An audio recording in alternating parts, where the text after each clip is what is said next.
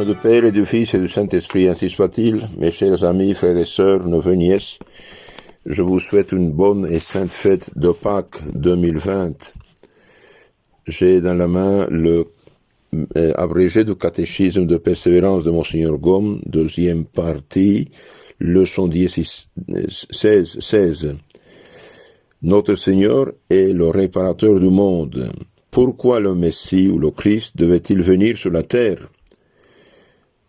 Suivant les prophètes, le Messie devait venir sur la terre pour ôter, éliminer le péché du monde, c'est-à-dire 1. Pour expier le péché, 2. Pour en réparer les suites, et 3.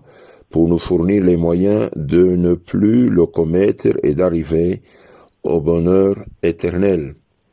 Vous savez que depuis le péché d'Adam et Ève, nos premiers parents ont perdu la grâce, la sainteté, ce qui nous faisait enfants de Dieu. Eh bien, ils n'ont pas pu communiquer à leurs enfants ce qu'ils ont perdu. Et ils ont fermé la porte du ciel, du paradis, devant leurs enfants. Donc, Dieu pardonne, mais exige réparation. Alors, qu'est-ce qui se passe? L'homme ne peut pas réparer, c'est impossible. Donc, Dieu donne aux hommes les moyens de réparer en se faisant homme lui-même et chargé pour expier les péchés des hommes et donner sa vie humaine sur la croix. Vu que Jésus est homme et Dieu en même temps, eh bien, sa vie, son sang ont un pouvoir, une valeur infinie, capable d'expier tous les péchés du monde. Pour ça, Jésus a donné sa vie en se faisant notre fiador, on dit en espagnol, je ne sais plus comment on dit en français. Il s'est chargé de nos péchés, comme si lui avait péché. Lui qui n'a jamais péché, eh bien, il s'est chargé de nos péchés pour les expier. Donc, Jésus a donné sa vie pour expier les péchés de tous les hommes, de tous les temps. Mais alors, comment ce salut de Jésus, cette expiation de Jésus vient aux hommes? Au moyen de l'Église, au moyen des sacrements. Tant il est mort pour réparer les suites du péché et pour nous fournir les moyens de ne plus le commettre et d'arriver au bonheur éternel. Les hommes inclinés au mal, les hommes même baptisés, ils sont inclinés au mal, ils sont des blessures, inclination au mal, ce que nous appelons la concupiscence, eh bien, ils ont besoin de moyens surnaturels qui sont les sacrements. Et celui qui ne se confesse pas, qui ne communie pas, qui ne prie pas, eh bien, il n'a pas la force de résister au péché et aussi il s'expose à tomber dans le péché et perdre le bonheur éternel. Donc Jésus, le Messie, Fils de Dieu, fait homme, il a donné sa vie pour expier les péchés, pour réparer les suites du péché et pour nous fournir les moyens de ne plus le commettre et d'arriver au bonheur éternel. D'ailleurs, la résurrection de Jésus, c'est le commencement de la vraie civilisation sur le monde. Par exemple, tous les scandales, tous les péchés, avortement, homosexualisme, tous les péchés d'aujourd'hui que les gens commettent, eh bien, c'était le pain quotidien des peuples païens. C'est Jésus, par son Église et la prédication de l'Évangile, qui a éliminé ces choses du monde. Et maintenant que les gens sont apostats de la foi chrétienne, qui ne veulent plus suivre Jésus, eh bien, ils retournent au péché terrible du paganisme. Autre question, notre Seigneur a-t-il expié les péchés par rapport à Dieu? Si notre Seigneur a expié le péché par rapport à Dieu, puisqu'il s'est humilié jusqu'à l'anéantissement et qu'il a pleinement satisfait à la justice de Dieu son Père. Donc Jésus a donné son sang pour satisfaire à la justice divine. Notre Seigneur a-t-il réparé les suites du péché? Notre Seigneur a réparé les suites du péché. Et quelles sont-elles? La première suite du péché par rapport à l'homme, c'est l'ignorance. L'ignorance. Dans la personne de notre Seigneur, l'homme a recouvré toutes ses connaissances primitives. Car notre Seigneur, en tant qu'homme, a possédé toutes les connaissances du premier Adam et même de plus grandes. Quelle est la seconde suite du péché? La seconde suite du péché, c'est la concupiscence ou le penchant au mal, au mauvais désir et l'amour de nous-mêmes et des créatures. Donc, il y a quatre suites de péché, 4 blessures, on peut dire. Premièrement, l'ignorance. Deuxièmement, la concupiscence ou le penchant au mal, l'inclination au mal et l'amour de nous-mêmes et des créatures. Notre Seigneur a réparé cette seconde suite de péché, c'est-à-dire qu'en tant qu'homme, il a été parfaitement affranchi de la concupiscence. Quelle est la troisième suite de péché? La troisième suite de péché, c'est la mort, les maladies, tous les maux temporels. Notre Seigneur a réparé cette troisième suite de péché parce qu'après avoir porté nos infirmités et souffert la mort, il est devenu, en tant qu'homme, immortel, impassible, glorieux, triomphant, dans le ciel pour toute l'éternité. Notre Seigneur a-t-il ôté le péché par rapport à Dieu et à l'homme tout ensemble? Notre Seigneur a ôté, éliminé le péché par rapport à Dieu et à l'homme tout ensemble, puisque Dieu et l'homme séparés par le péché se sont réunis dans la personne de notre Seigneur de la manière la plus étroite. Notre Seigneur a-t-il ôté le péché par rapport aux créatures?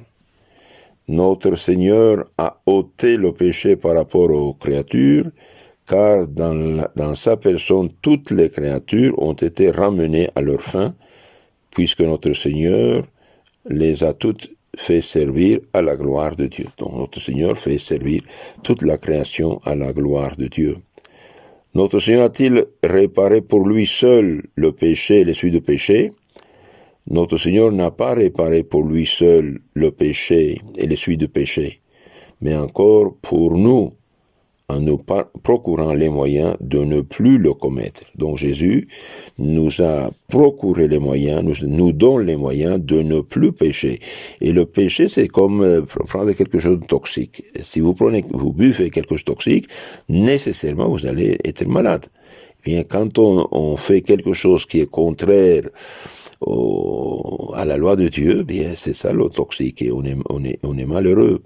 Donc notre Seigneur nous a donné les moyens.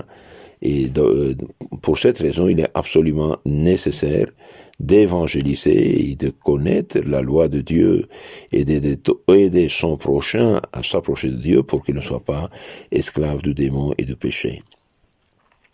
Que faut-il faire pour profiter de ces moyens de salut que Jésus nous a procurés? Pour profiter de ces moyens de salut, il faut nous unir à notre Seigneur, car c'est notre union avec le premier Adam qui nous a rendus coupables et malheureux, et c'est notre union avec le Sauveur, qui est le second Adam, qui nous rendra justes et heureux. Que faut-il conclure de tout cela? Eh bien il faut conclure de tout cela, que notre Seigneur a fait tout ce que le Messie devait faire, qui était d'ôter, éliminer le péché du monde, et 2, que nous devons nous faire tous nos efforts pour nous unir à lui. D'autres paroles, il faut vivre en état de grâce et non de péché.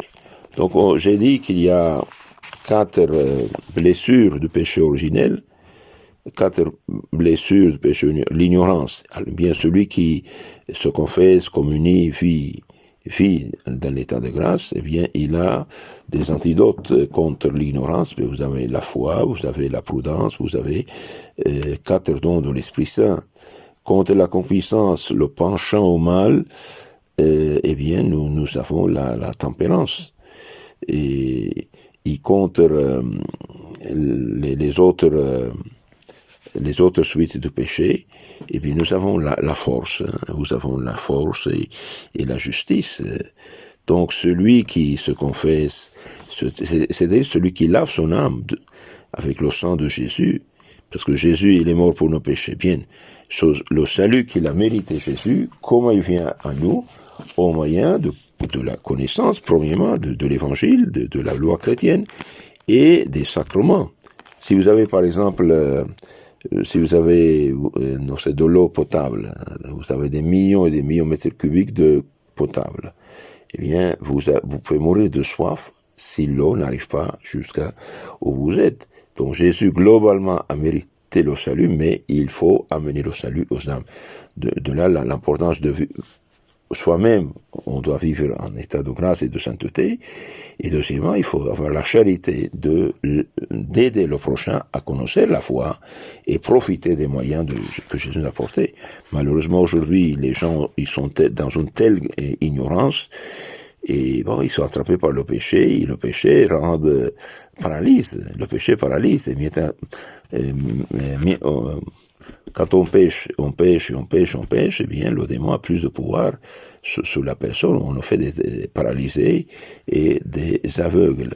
Saint François de Sales disait, le degré suprême de la charité chrétienne, c'est de s'occuper du salut du prochain. Eh bien, le premier prochain, nous sommes nous-mêmes, donc il faut nous instruire, donner l'importance de lire le catéchisme. J'ai dit le catéchisme, je n'ai pas dit la Bible. Pourquoi? Parce que la Bible, c'est une forêt. Le catéchisme, c'est la synthèse, c'est la crème de la Bible. Tout ce qui est important dans la Bible au sujet du salut, de la foi et de la sanctification, elle est synthétisée dans le catéchisme. Alors, quand on lit le catéchisme, puis on lit la Bible, surtout le Nouveau Testament, si on comprend les choses. Donc, tâchons de profiter des moyens que Jésus nous a donnés. Pour cela, la Sainte Mère Église demande à tous ses enfants, dans ce temps de Pâques et de Carême, de se confesser et de communier pour profiter du salut de Jésus. Terminons cette leçon avec cette prière. Ou cette résolution plutôt. Je prends la résolution d'aimer Dieu par-dessus toute chose, et mon prochain comme moi-même, pour l'amour de Dieu. Et en témoignage de cet amour, je veux faire toutes mes actions en union avec notre Seigneur. Eh bien, celui qui fait toutes ses actions en union avec notre Seigneur ne va pas pécher. Pourquoi? Et bien, parce que le péché, précisément, nous éloigne de notre Seigneur. Je vous conseille de lire la lettre de Saint Paul aux Colossiens, la deuxième partie. Vraiment, ça nous donne tout un programme de vie chrétienne. Je vous bénis avec vos familles au nom du Père et du Fils et du Saint-Esprit. Amen.